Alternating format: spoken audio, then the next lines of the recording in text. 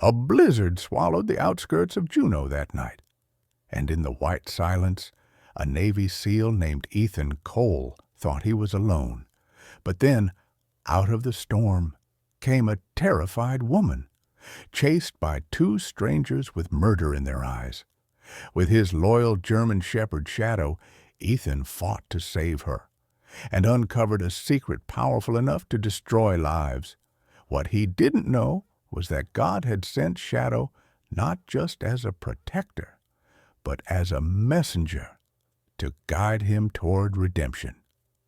Before we begin, tell us where you're watching from, and subscribe for more stories of faith, courage, and the miracles God hides in the darkest places. The storm had come early to Alaska that year. Wind howled across the frozen valley like a wounded beast, scattering snowflakes that burned the skin on contact. By midnight, the town of Juneau lay buried under a sheet of white silence, every sound swallowed by the cold. Ethan Cole had grown used to silence. Once a Navy SEAL known for his steady aim and colder patience, he now lived alone in a small log cabin on the outskirts, tucked between spruce trees and the dark mirror of a frozen lake. He was 37, broad-shouldered, but worn down by old wounds that never healed right. One across his ribs, another deeper, carved somewhere inside him.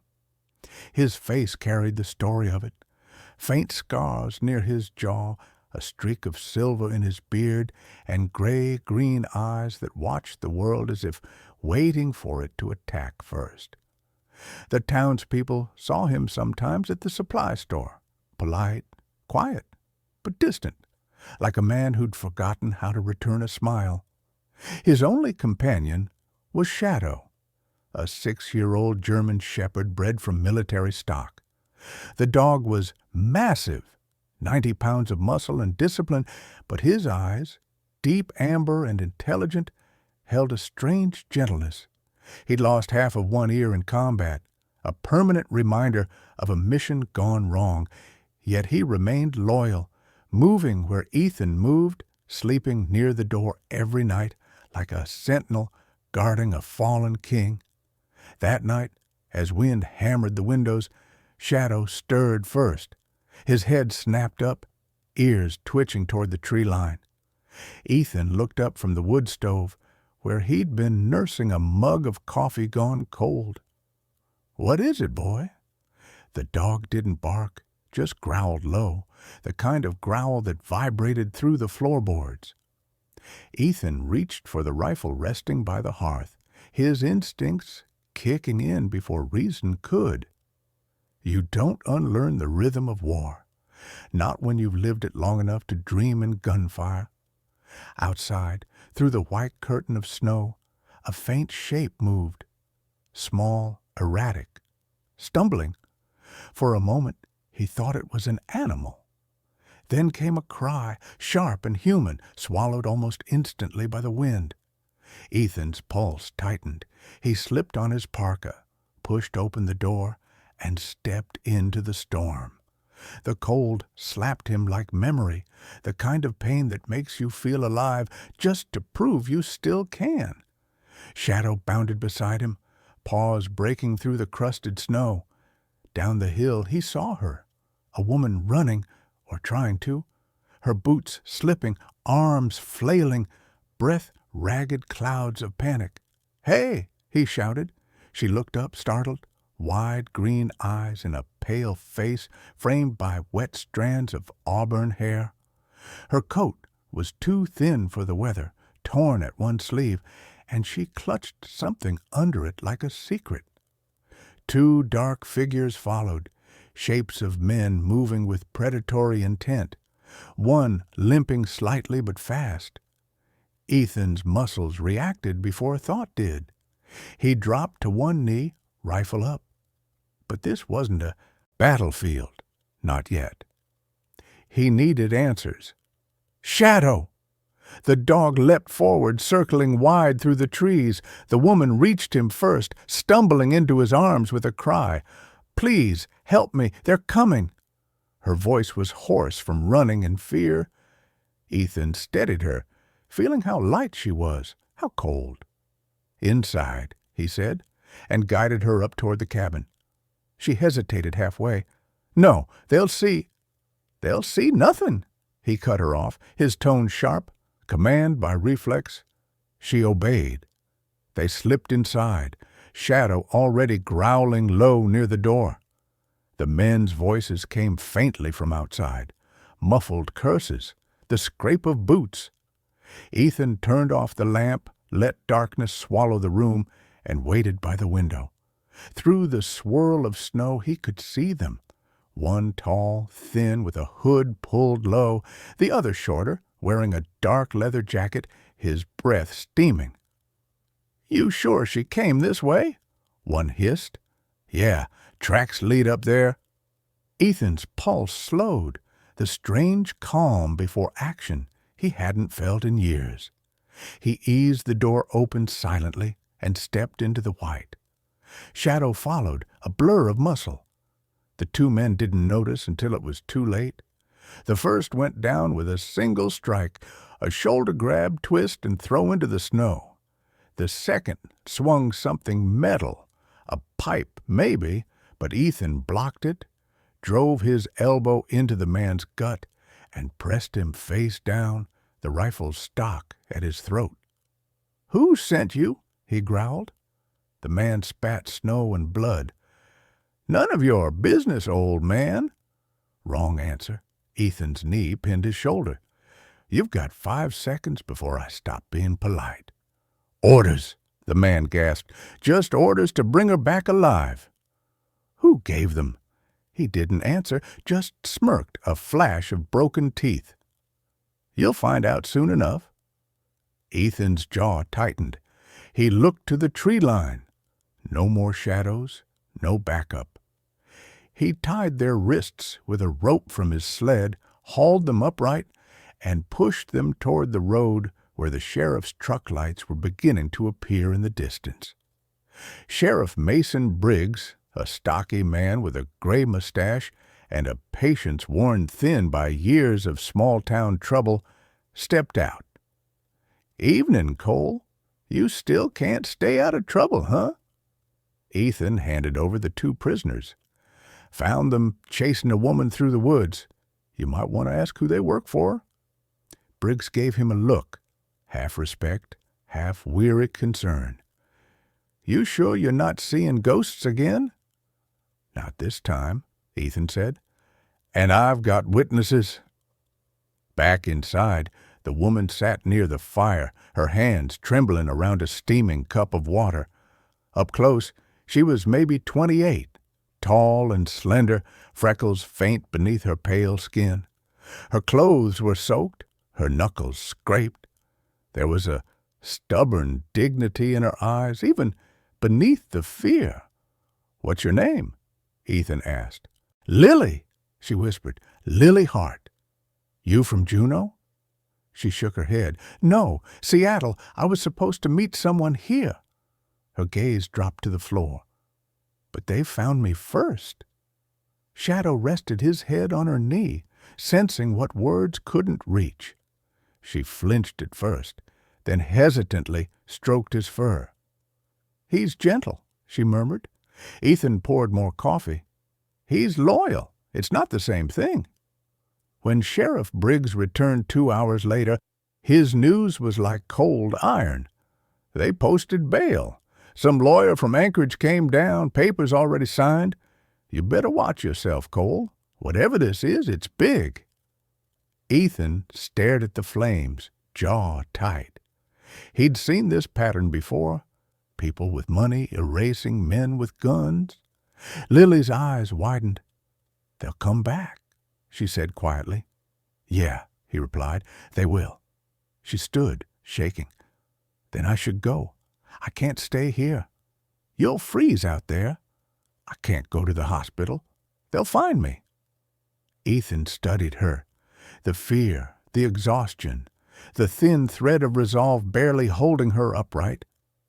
Something in her eyes reminded him of another night years ago. Another civilian caught in crossfire because he'd followed orders too late. Regret was a scar that never stopped aching. He exhaled slowly. Then you stay here, just for tonight. Lily hesitated, then nodded, clutching her torn coat tighter. Shadow circled once and settled near the door. Outside, the wind screamed against the walls, but inside there was only the quiet crackle of fire and the fragile heartbeat of 3 lives suddenly bound by circumstance. And in that fragile silence, Ethan Cole knew the storm outside wasn't the one he needed to fear. Morning came reluctantly to Juneau, filtered through a curtain of gray snow clouds that turned everything to ash and silence. Inside the cabin, the world felt suspended between sleep and alertness. Ethan Cole was already awake, sitting by the wood stove, a mug of black coffee cooling untouched beside him. His dog Shadow lay at his feet, eyes half open but tracking every sound outside. The storm had eased but left behind a stillness that made Ethan's instincts itch.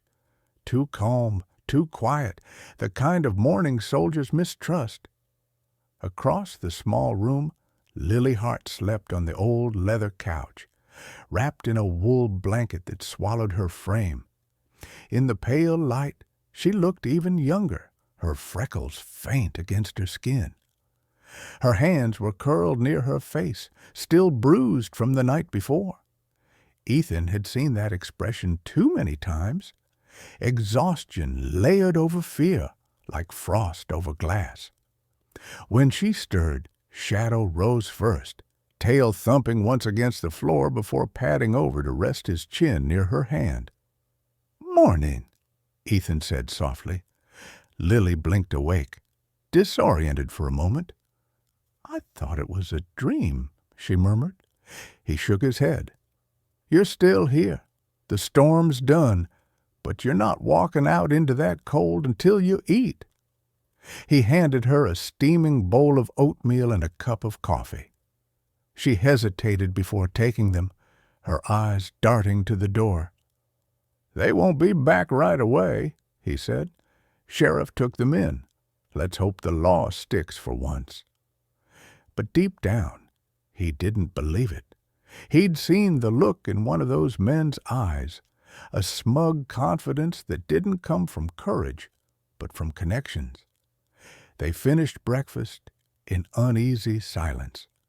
Outside, a truck engine hummed up the slope, tires crunching over ice.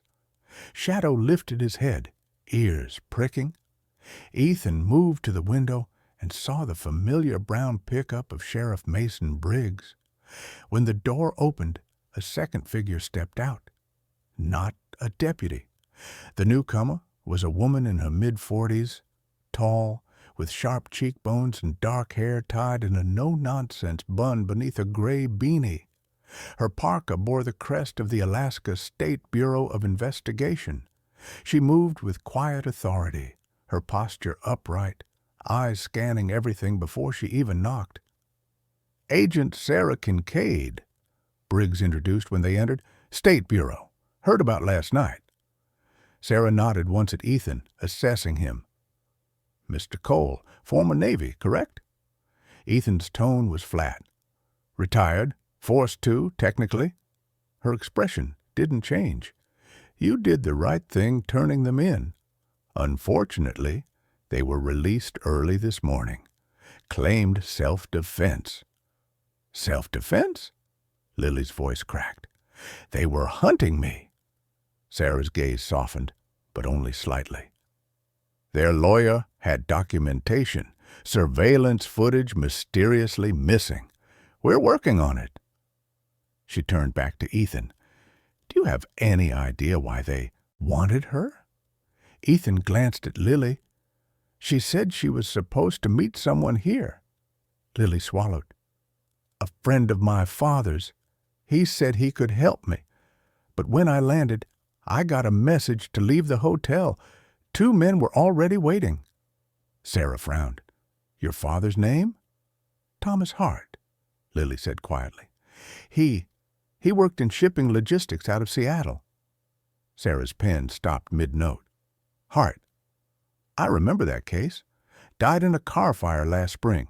Investigators ruled it an accident. It wasn't, Lily whispered. He found something. Something about a trafficking operation. He sent me his files before he died, but I can't open them. It's encrypted. Sarah's eyes flicked to Ethan. You've got a hell of a house guest, Cole. Ethan didn't flinch. And a hell of a storm brewing. The agent closed her notebook, zipping up her parka. We'll have patrols near the highway, but I'd advise keeping her out of sight for now. When they left, the snow began falling again, thin, hesitant flakes drifting through gray light. Lily stood by the window, watching the truck disappear down the hill. They won't stop, will they? No, Ethan said simply, but neither will I. For the next few hours he worked silently, fixing the window latch, checking ammunition, sharpening the hatchet by habit more than need. Lily helped where she could, refilling Shadow's bowl, folding blankets, her movements nervous but purposeful. The house, once a fortress of solitude, felt suddenly smaller, with another heartbeat inside it. By afternoon, a soft knock sounded at the door. Shadow barked once, low and warning. Ethan opened it cautiously. A man stood outside, early 50s, bundled in a thick green parka dusted with snow, his nose red from cold. His name was Harold Finch, the town's only mechanic and part-time mail carrier, known for his easy smile and his old Labrador that always waited in the truck. "Morning, Ethan," Harold greeted, his voice rough from years of diesel and cold air. "Got your propane delivery here?" Ethan nodded. "Thanks, Harold. Drop it by the shed." But Harold didn't move. His friendly face had a shadow in it today. "You should know. 2 strangers came through town early this morning, asked about a red-haired woman. Said they were her family. Didn't seem right to me, so I told 'em nothing. But they had that look, you know?" Ethan's shoulders tightened. "What kind of look?" "The kind that makes you check your locks twice," Harold said quietly. "Take care, buddy." He tipped his cap and left. When Ethan closed the door, Lily's face was pale. "It's them," she said. "Could be. Could also mean we're out of time." He started pacing, mind moving fast. "You said your father sent files. Where are they?" Lily pulled a small flash drive from her coat pocket. "Here, I've tried everything. It just opens to a page of numbers and letters." Ethan plugged it into his old laptop. The screen filled with lines of random text, or what looked like it, but buried between the numbers he saw a pattern. 3 pairs separated by slashes, each set ending with a capital N or W coordinates. His pulse quickened. "These aren't just codes," he murmured. "They're GPS coordinates, somewhere near here." Lily leaned closer. "Where do they lead?" "Looks like about 20 miles northwest, old mining hills near Douglas Ridge." He closed the laptop. "Whatever your father found, that's where it starts." Her voice trembled. "You're going there?" He looked at her, then at Shadow, who wagged his tail once as if understanding the mission already. "Yeah," Ethan said, "but not tonight. You rest. We move at dawn." Outside, wind pressed against the cabin again, howling through the pines. Somewhere beyond the tree line, headlights flickered briefly, then vanished, unseen by either of them. Inside, Shadow lifted his head, ears twitching toward the darkness, and let out a low, uneasy growl. Dawn crept in reluctantly, painting the Alaskan sky in shades of pale violet and iron gray. Snow dusted the branches outside Ethan's cabin, glittering faintly like scattered glass. Inside, the atmosphere was taut, the calm before something inevitable. Ethan Cole stood over the kitchen counter, checking the map coordinates he had transcribed from Lily's encrypted USB. He had circled a small region west of Douglas Ridge, an abandoned mining area long sealed off after a landslide years ago. It was a place locals avoided, part superstition, part common sense. He didn't believe in ghosts, but he believed in traps. Lily Hart sat at the table, her hands cupped around a mug that had gone cold. She hadn't slept much. The circles under her eyes had deepened, and her reddish-brown hair hung loose over her shoulders. There was a quiet determination beneath the fear now, like someone who'd run too long to keep running. Shadow, the German shepherd, lay between them, alert even while resting, his ears twitching at every distant sound. "You're sure about this place?" she asked finally. "I'm sure your father left it for a reason," Ethan replied, marking the map. "He didn't use random coordinates, and if he was being hunted, he wouldn't hide his evidence somewhere obvious." Lily swallowed hard. "He used to take me hiking near Douglas Ridge when I was little. He said the mountain had a memory that it never forgot who walked it." Ethan's eyes flicked up to her. Then maybe it remembers him too. By the time they left, the sun was little more than a smudge behind clouds. The road wound through dense pine and birch forest, the tires crunching over frost. Ethan drove the old Ford pickup, its heater whining faintly.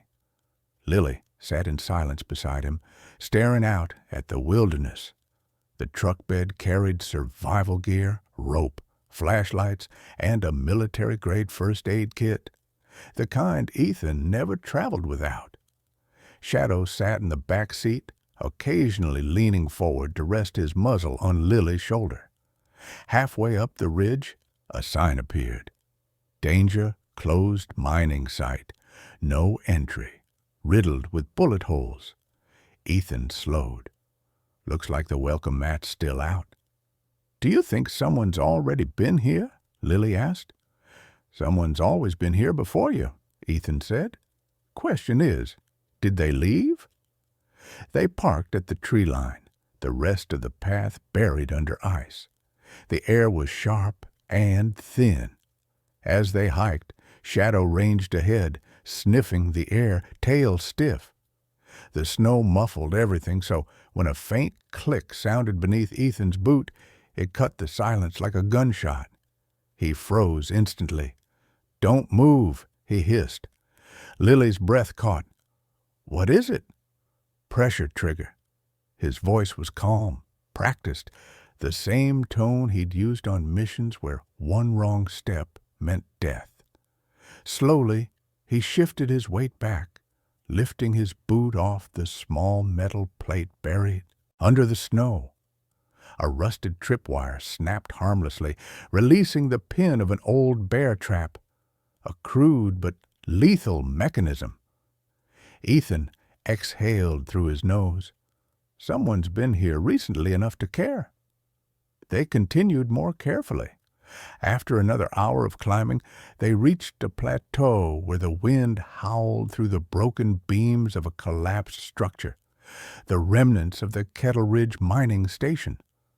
A rusted elevator shaft gaped like an open wound in the ground. Beside it stood a small shack, the wood weathered silver with age. Ethan approached, rifle ready. The door hung crooked, creaking in the wind. Inside, the air was dry and cold, thick with the smell of dust and decay.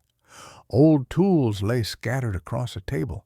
A lantern sat overturned, but in the corner, half hidden under a rotted tarp, was a metal suitcase, heavy, military grade, its lock marked with the initials T.H. Lily gasped. "Those were my father's." Ethan knelt, brushing off the frost. He examined the latch, digital, newer than the rest of the equipment. He planted this after the mine shut down. That means he had help." "Help from who?" she asked. Before Ethan could answer, the soft crunch of snow outside silenced them both. Shadow's head snapped toward the doorway, a low growl rumbling in his chest. Ethan's pulse quickened. He motioned for Lily to stay back and slipped to the window. A lone figure approached through the blowing snow, tall in a dark parka, moving with deliberate caution. When the man stepped closer, Ethan recognized him. "Agent Kincaid?" he called out, easing his grip on the rifle. The figure pushed back his hood, and Ethan realized, too late, it wasn't Sarah Kincaid. The stranger was a man in his late 30s, clean-shaven, but with sharp, predatory eyes and a thin scar tracing from temple to jaw. He carried himself like someone used to violence, but unused to guilt. "Name's Logan Pierce," he said evenly. "You're a hard man to find, Mr. Cole." Ethan didn't lower the weapon. "You with the Bureau?" Logan smiled faintly. "Used to be. Now I do consulting. Private sector. People pay well for things law enforcement can't deliver." Lily stepped forward, realization dawning. "You worked with my father, didn't you?" He looked at her, not with recognition, but with a cool detachment that made her stomach twist. "Thomas Hart was a good man, idealistic. That got him killed. I told him to burn those files, not chase ghosts." Ethan's jaw clenched. "So why are you here?" "Because," Logan said, stepping closer, "when the people your father crossed find out you've been poking around his grave, they won't send amateurs this time." His voice lowered. "And because I need what's in that case before they do." Shadow growled, the hair along his spine bristling. Ethan didn't move. "You think I'm just going to hand it over?" Logan's eyes hardened. "You're not." "Stupid, Cole. You've seen this game before. Orders, cover-ups, bodies buried so deep no one remembers who dug the hole. Walk away while you can." Lily's voice shook. "You were one of them?" Something flickered in Logan's eyes. Guilt, maybe, or regret. "I was trying to protect your father. I failed. Don't make me fail twice." Before Ethan could reply, the sharp pop of a distant rifle split the air. A bullet tore through the shack's wooden wall, splintering inches from Lily's shoulder. Shadow barked violently, diving low. "Sniper!" Ethan shouted, yanking Lily to the ground. Logan dove behind a beam, drawing his side arm. Outside, a second shot cracked, closer this time. Ethan rolled, grabbed the suitcase, and snapped, "We're moving!" Logan covered the doorway while Ethan and Lily sprinted toward the tree line, snow flying beneath their boots. Shadow bounded beside them, barking toward the ridge. "Who the hell's shooting at us?" Lily cried. "Someone who doesn't want us finding out the truth," Ethan said through gritted teeth. "And they just found us first." Behind them, the shack burst into flames, the sound swallowed by the storm. Logan shouted something inaudible, then disappeared into the smoke. Ethan didn't look back. He gripped the case tighter, knowing it wasn't just a key to answers. It was a death sentence waiting to be opened. When they finally reached the truck, Ethan slammed the door shut, breathing hard. He looked at the locked metal case resting on the seat between them, its screen blinking faintly red, as if alive. "Ethan," Lily whispered, her voice trembling, "what if my father didn't hide it just to protect me? What if he hid it to protect everyone else?" Outside, the first siren of an approaching helicopter echoed through the valley. Too fast, too soon, too coordinated. Ethan's eyes met hers, and in that look was the same thought. They were already coming. The helicopter thundered overhead, blades slicing through the morning fog, like the growl of some mechanical predator.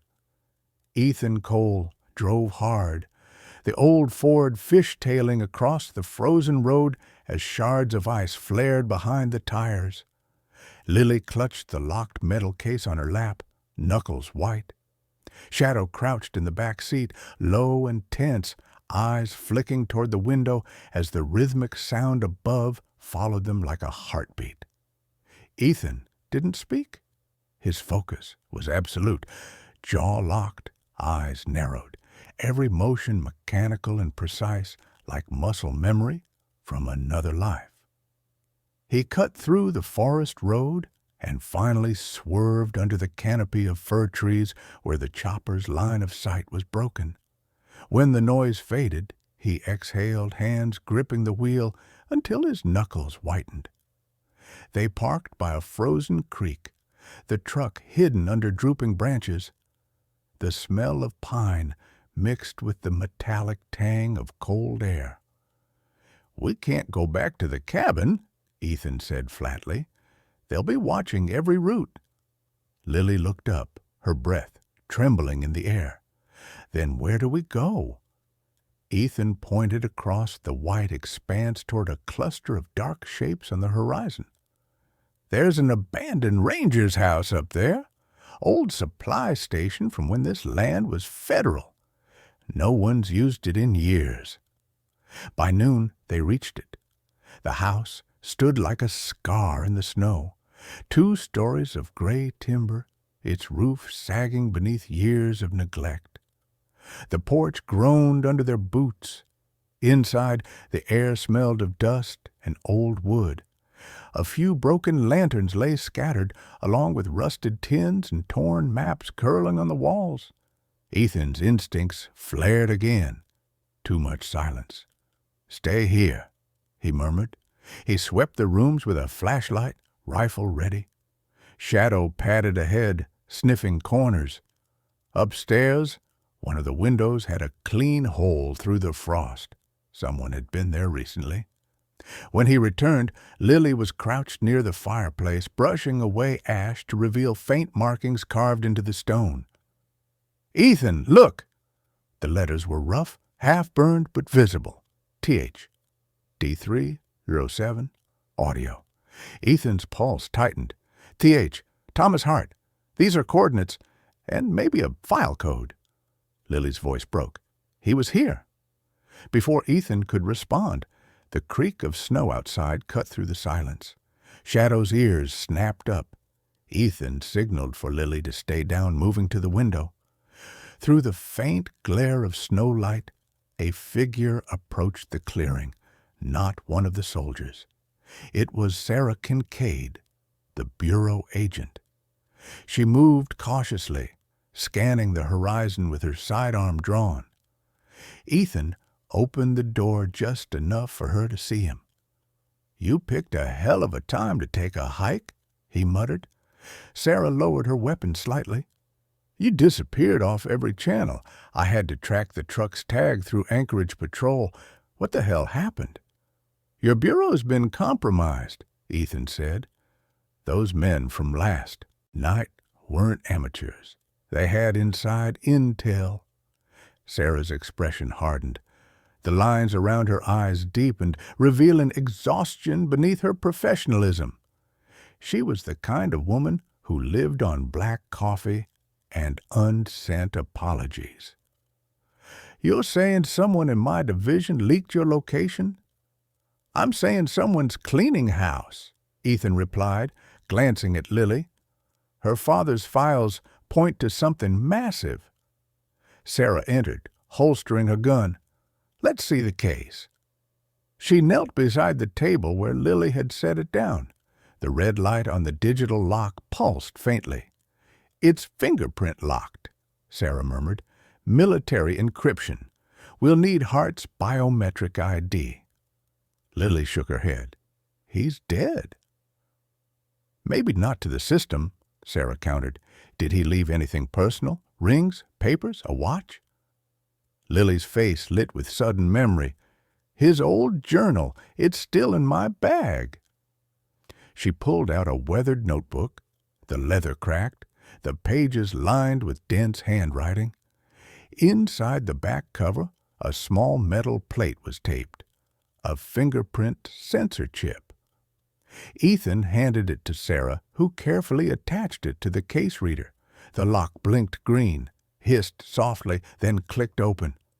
Inside were stacks of photographs, micro SD cards, and a small audio recorder. Ethan picked it up and pressed play. The voice that filled the room was deep, steady, and eerily calm. It was Thomas Hart. "If you're hearing this, I didn't make it.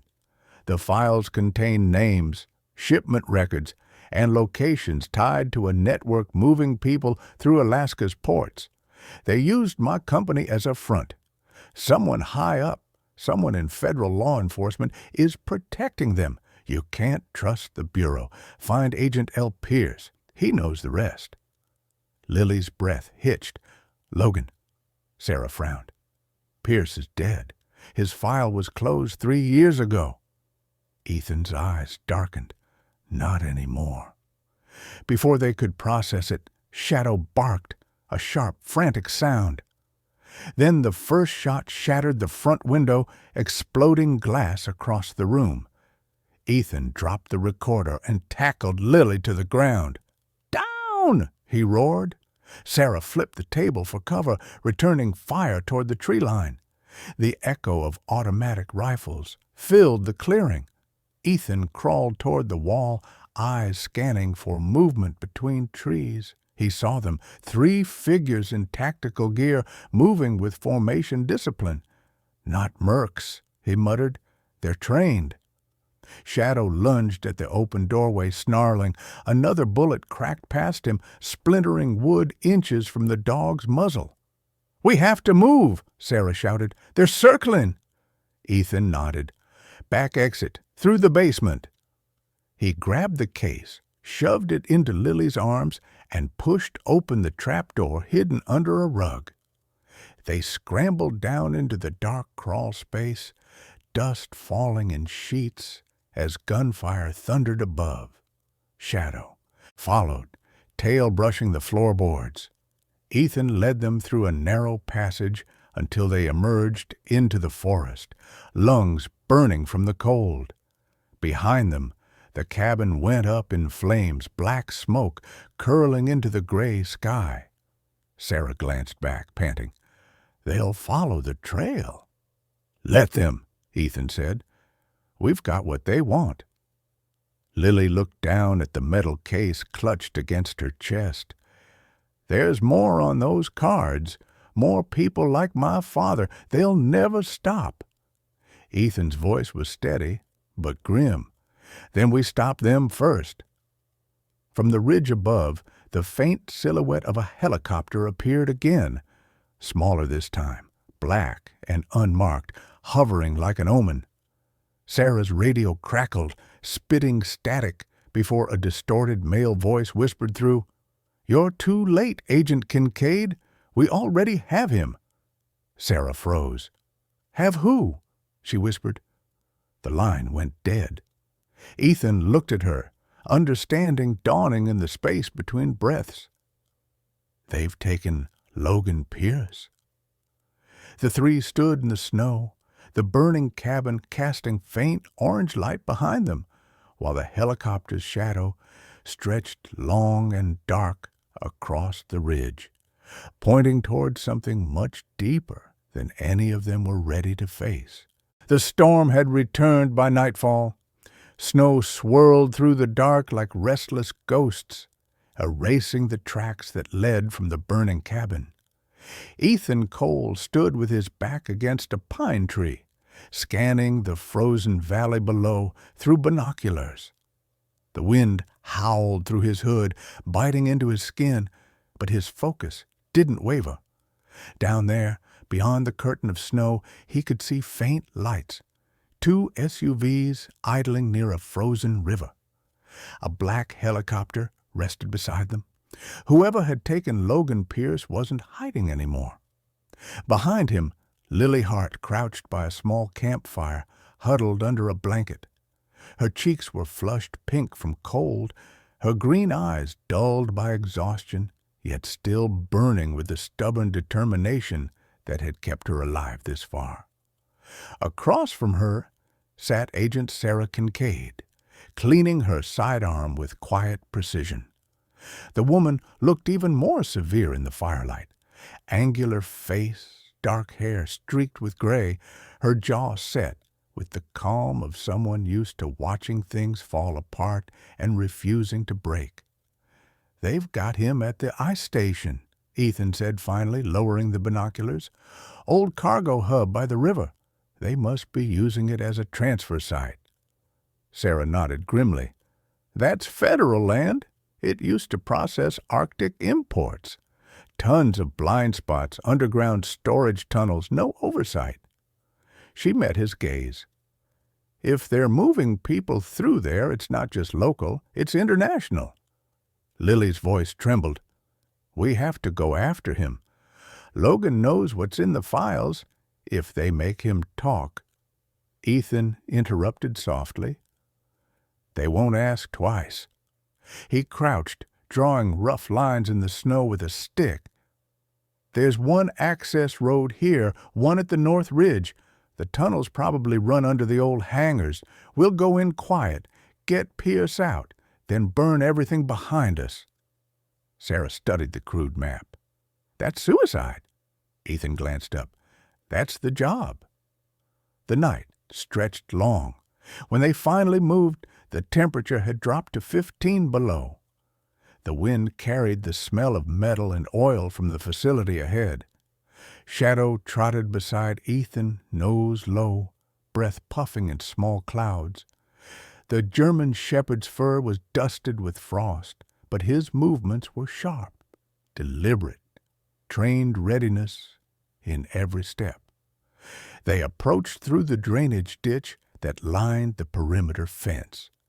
The air hummed faintly with power from floodlights overhead. Ethan cut a small hole through the wire, steadying it so Shadow could slip through first.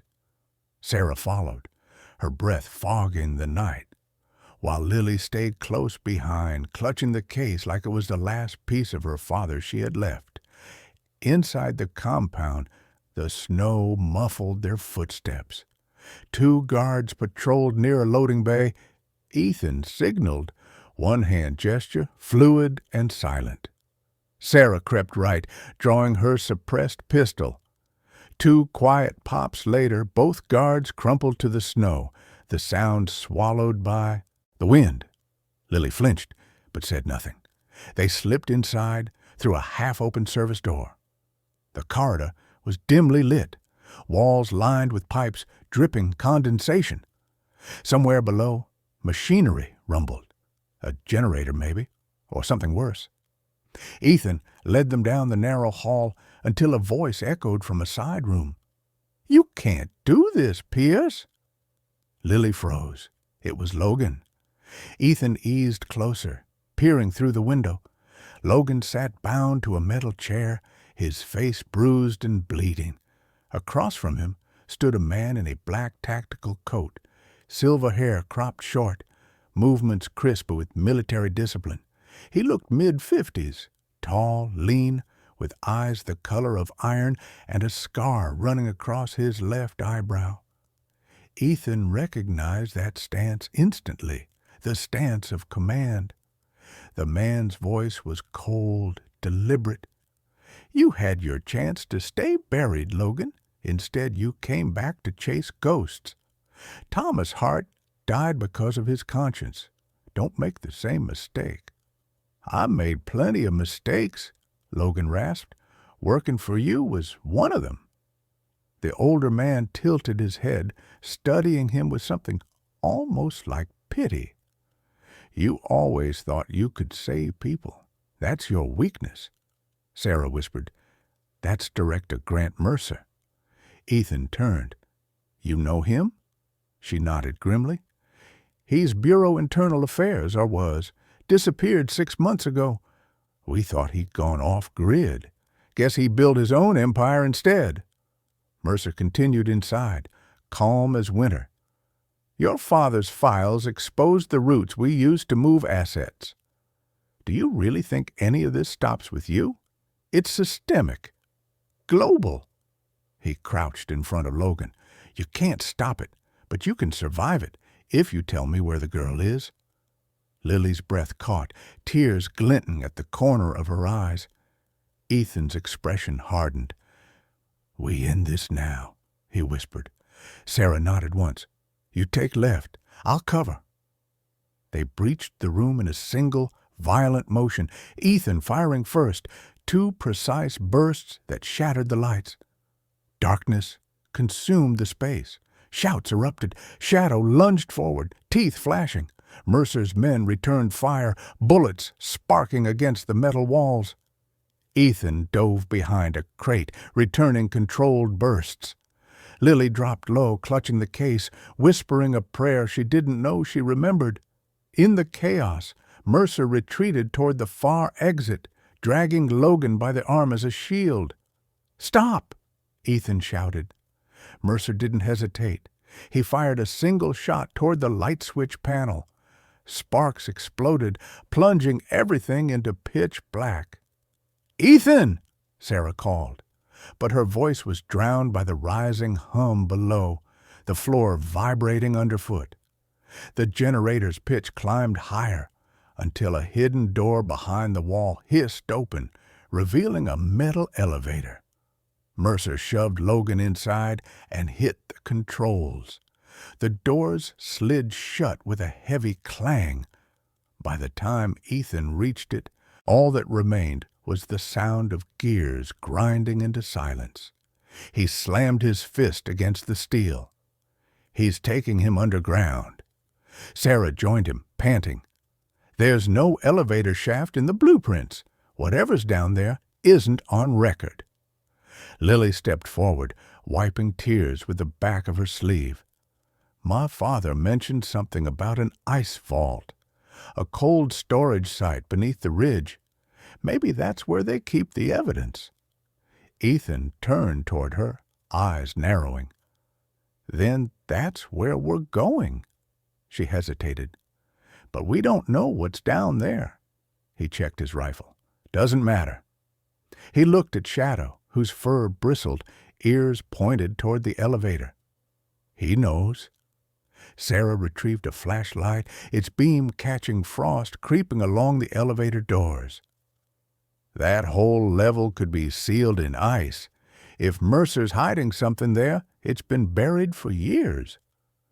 Ethan pressed his palm against the cold metal. Beneath it, faint vibrations pulsed like a heartbeat. Then let's dig up the truth.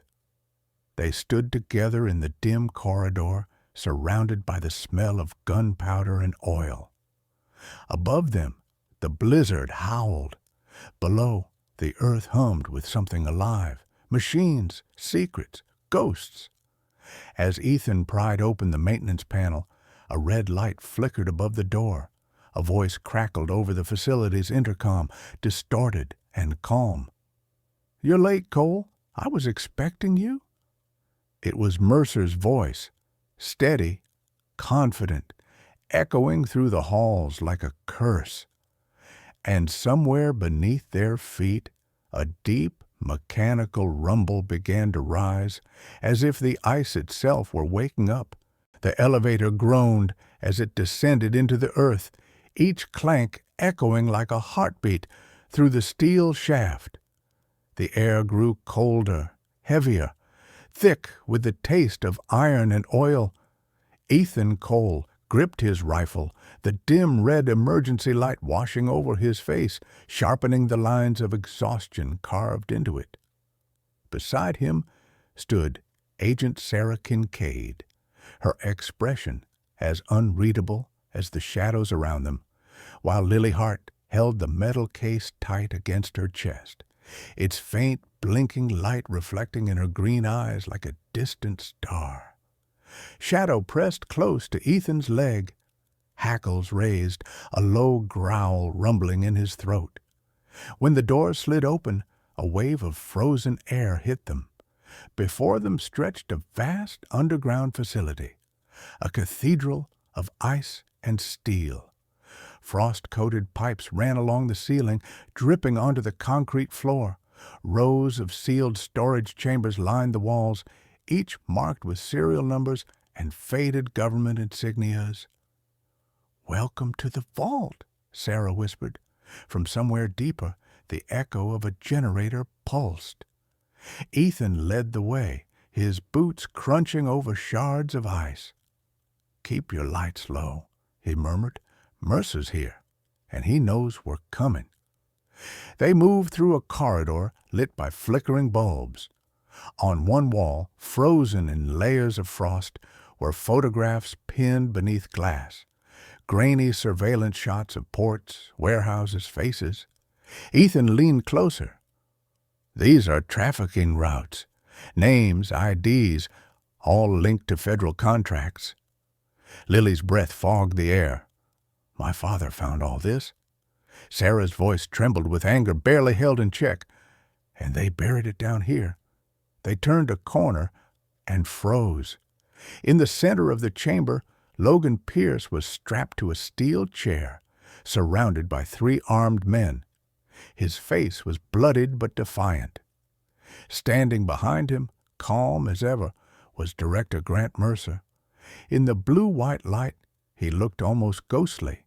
Tall, lean, every movement controlled with surgical precision. His gray hair gleamed like silver wire under the frost. "I told you were late, Cole," Mercer said, voice calm, amplified through the vault speakers. "You could have walked away." Ethan leveled his rifle. "That's never been my style." Mercer smiled faintly, still pretending to be the hero. "You of all people should understand there's no saving a country that doesn't want saving. What I built here keeps order. Quiet order." "You built hell," Sarah snapped, stepping forward, "and filled it with the innocent." Mercer tilted his head. "You think justice is pure, Agent Kincaid? You've spent 20 years cleaning up messes for men like me. The only difference is I stopped lying about what we are." Shadow's growl deepened, his amber eyes fixed on Mercer. The dog sensed the tension before any human did. Mercer gestured to the men beside him. "Take the girl first."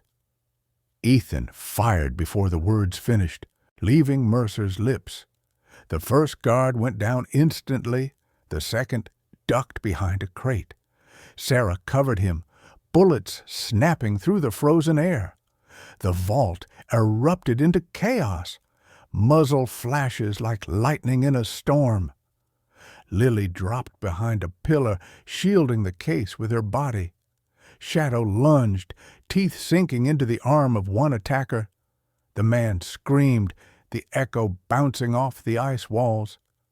Ethan advanced through the smoke, firing with lethal precision. One guard fell, another tried to retreat, slipping on the frost. Ethan caught him with a blow from his rifle butt and moved on.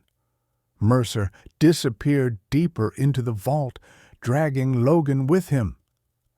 "Sarah, get Lily out!" Ethan shouted. "I'm not leaving you," Lily cried. "You don't have a choice." Ethan sprinted after Mercer, his boots striking metal stairs that spiraled downward into the core of the facility. The deeper he went, the colder it became, frost climbing the walls like veins. Ahead, he could see the glow of a massive containment chamber.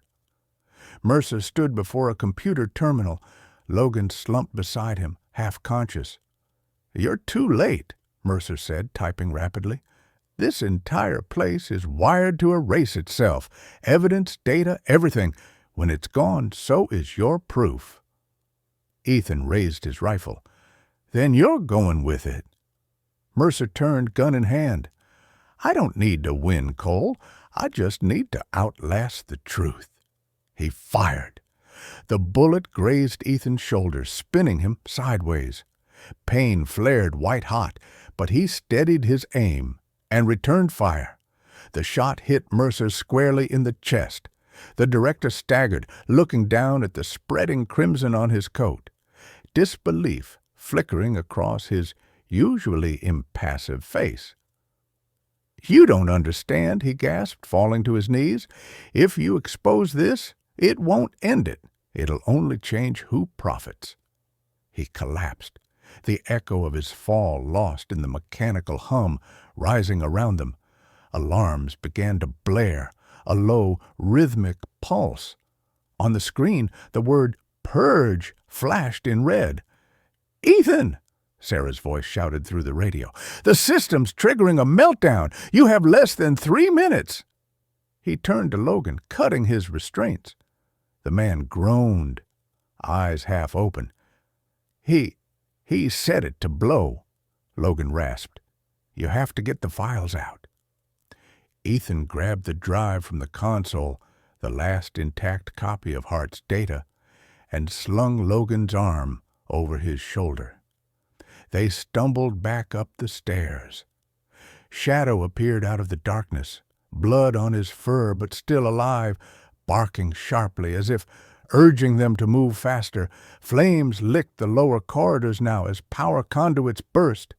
The vault trembled. Pipes split open, releasing plumes of steam. Ethan could feel the heat chasing them upward. At the surface level, Sarah and Lily were waiting near the elevator shaft. Lily's face lit up when she saw them. "Go!" Ethan yelled. "Get him in the lift!" Sarah helped Logan inside while Ethan pushed the button. The doors closed with a shudder. Behind him, a thunderous crack split the vault, a shock wave rippling through the floor. The ice was collapsing. "Ethan, come on!" Lily screamed. He looked back one last time at the flickering inferno below, a frozen tomb for the ghosts of power and greed, then grabbed Shadow's collar and leapt into the elevator as the world beneath them exploded. The next thing he knew, he was lying in the snow outside, coughing, the night sky blazing orange behind him. The facility had vanished beneath the ridge, swallowed by its own secrets. Sarah knelt beside him, pressing a hand to his bleeding shoulder. "You did it," she said softly. Lily stood a few feet away, clutching the drive. "No," Ethan rasped. "He did." He nodded toward the fading plume of smoke where Mercer's empire had fallen. In the distance, sirens wailed. FBI, military, rescue. The world was waking to the truth. Weeks later, reports would surface. Arrests made, files leaked to the press, the network dismantled. But the names, the scars, and the memories, those remained buried deeper than any vault. As dawn broke over the snowfields, Lily knelt beside Shadow, stroking his fur. The German shepherd leaned into her touch, eyes half closed, finally calm.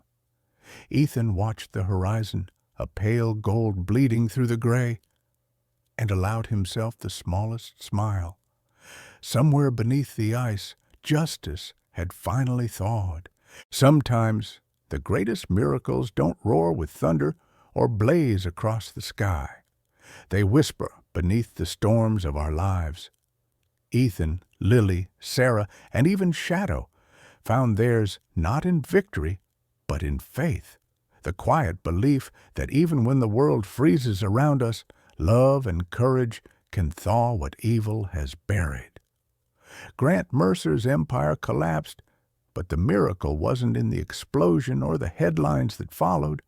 It was in the human heart, in Lily's decision to forgive the past, in Ethan's choice to protect without hatred, and in the loyal heartbeat of a German shepherd who never gave up on hope. Maybe that's what God's miracles really are. Not grand gestures, but small acts of grace that keep us alive when everything else falls apart. Every sunrise, every stranger who offers a helping hand, every quiet prayer in the middle of the night. Those are proof that light still finds a way even beneath the deepest ice. If this story touched your heart, take a moment to thank God for the silent miracles in your own life, the strength to endure, the people who stand by you, the faith that keeps you moving forward. And if someone you know needs that reminder, share this story with them.